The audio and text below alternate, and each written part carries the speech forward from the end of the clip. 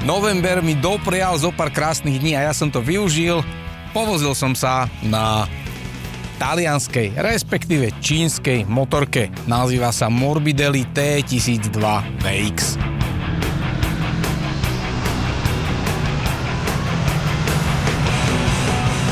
Tento stroj je v podstate vlajková loď celej značky.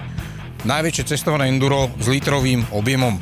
Až tak úplne by som sa na to nepozeral, respektíve vôbec by som tú motorku neposudzoval ako litra. Je to konkurencia napríklad Transalpu alebo Vestromu. Pohonnú jednotku tvorí V2 s objemom 997 kubických centimetrov. Ten motor je naozaj krásny.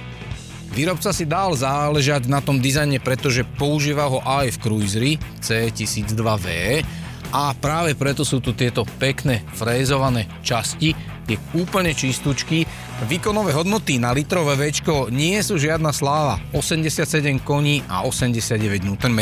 Na strane druhej tento motor má určité otáčkové spektrum, ktoré začína niekde okolo 3,5 tisíca a končí okolo 5, v ktorom ťahá naozaj veľmi pekne, príjemne, plynulo, bez vibrácií. Je spojený so 6-stupňovou manuálnou prevodovkou.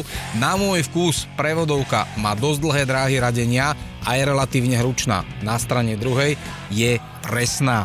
Veľká škoda, že nie je spojená s quickshifterom. V rámci elektroniky je na tom T1002VX naozaj veľmi dobré. ABS aj trakčná kontrola sú náklonovo citlivé.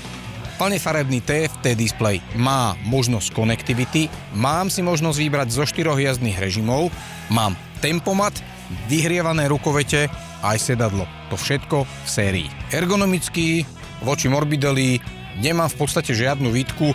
Sedadlo je príjemne vykrojené a napriek tomu, že je to naozaj kus motorky, ktorá váži skoro 260 kg, došľap je veľmi slušný. Riadidlá sú relatívne vysoko, príjemne široké, to sa mi tiež páči.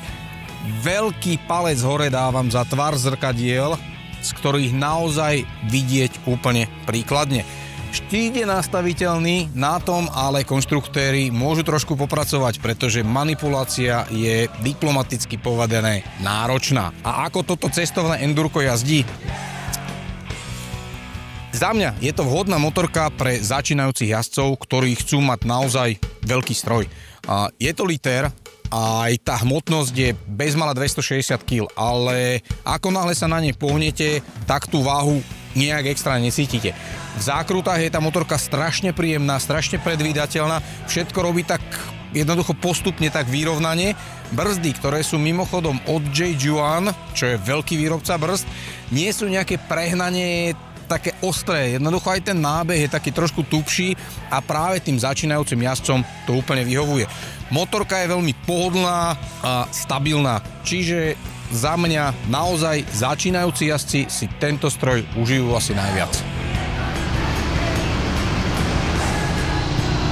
Takýchto krásnych dní, ako je dnes, bude stále menej a menej. Ak sa ich rozhodnete využiť na jazdenie ako ja, buďte opatrní. Ráno býva chladno, cesty sú šmiklavé, asfalt studený. Aj šoféri v autách už si trošku odvykli, že motorkári behajú okolo nich a stmieva sa veľmi skoro. Nezabudnite takisto naozaj na kvalitné a teplé oblečenie. Tí z vás, ktorí motorku už zimujete, poriadne sa o ňu postarajte, aby na jar spoľahlivo naštartovala a my sa vám ozveme opäť na budúci rok na jar. Ahojte.